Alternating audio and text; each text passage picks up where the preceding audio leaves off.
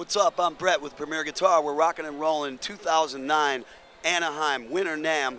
I'm here with Terry Hicks, Diesel USA now. Yeah. Tell me about Diesel USA. Well, Diesel USA is a sister corporation to our original founding company in Diesel, Germany. And not only is it a distribution, it's a proper company here in the States. We felt we needed a stronger presence than we had with just a distribution center that we had in the past. So we've started a new corporation based out of Dawsonville, Georgia, that is going to not only meet the service needs, but also the sales and customer relations, artist relations needs, and everything Diesel.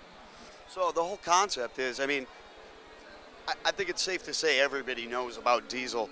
The Herbert, the VH4, the Einstein, their legendary status, their big bad boy studio amps, lots of pros use them, but there's a little bit of a myth out there that they're hard to get a hold of, and I wanted to talk to you about your thoughts on that.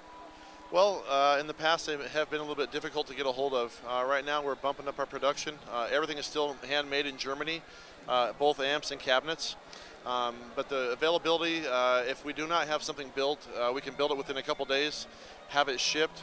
So the ship time, depending on those days, would be probably about 4 to 7 days to the USA, and then we ship from either drop ship or ship directly from my headquarters in Georgia to the end user. So you're looking at about a 2-week or so wait on any product if we don't have it in stock in the States. That's not bad. I mean, you're able to get a hold of the big Diesel tone fairly quickly now. And for the record, I mean, you said, hey, they're all still handmade in Germany. And I think one of the things I wanted to touch on is that Diesel is a relatively small company. You guys aren't a big mass-produced thing. We're certainly not a mass-produced company. There's only a handful of employees worldwide. Peter Stafford runs the European business side. I run the Western world business side. Peter Diesel makes the amps, and we have some proper technicians that assemble the amps, and a few accounting people on both sides, and that's about it. So it's about 7 to 8 people max in our company. So the myth of us being a big company with walls and walls of product and 1 million employees is not accurate at all.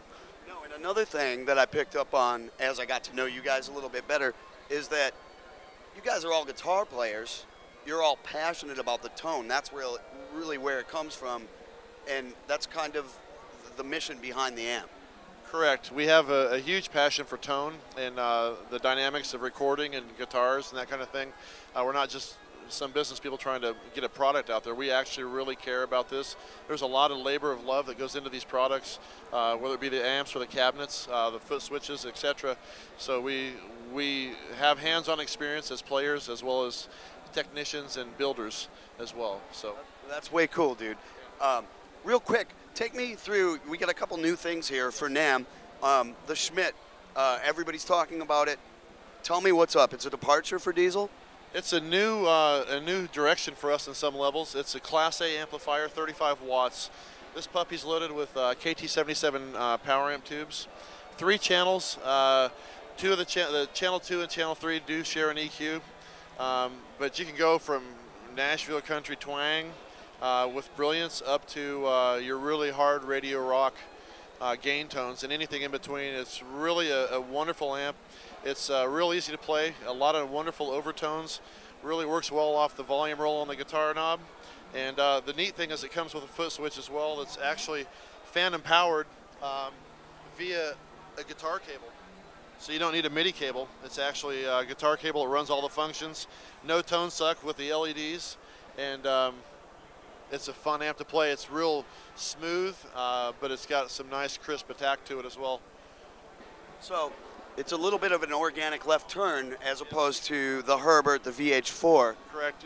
I think the reputation that we have is we're on the rock metal side, which is true. However, our amps, even the quote rock metal amps we have, can do a lot of other things that maybe they don't get the credit for, maybe people don't understand about them. We want to appeal to a different market on the softer side, as well as the Class A folks, and even kind of touch base with the people who maybe have interest in jazz or country. We need to make a product for everybody, and this was a market that we hadn't really touched base with, and we've put a lot of time and effort into this amp to provide a proper product for those people, and we're really impressed with what we've come up with. A couple quick questions that come to mind for me.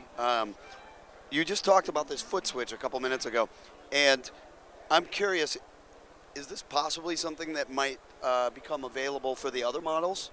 It's something that we're considering. As you know, we have the MIDI switch for the Columbus, but we were trying to find a need that can help navigate through the amps a little bit better and more practical than just going full tilt, professional musician or studio musician.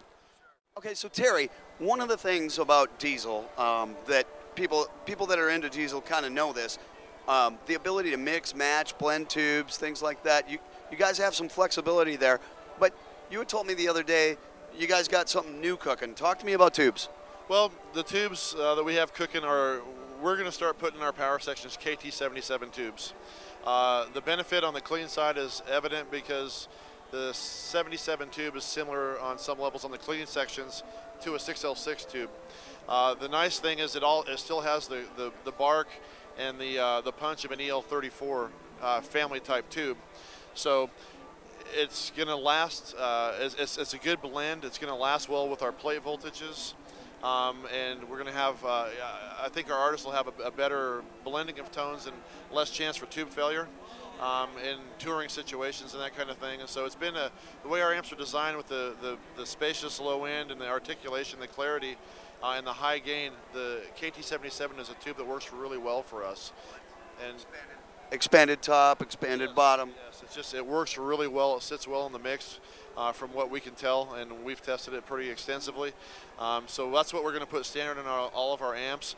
I don't want to detract from the possibility on the Herbert of being able to still blend, mix, and match pairs of tubes.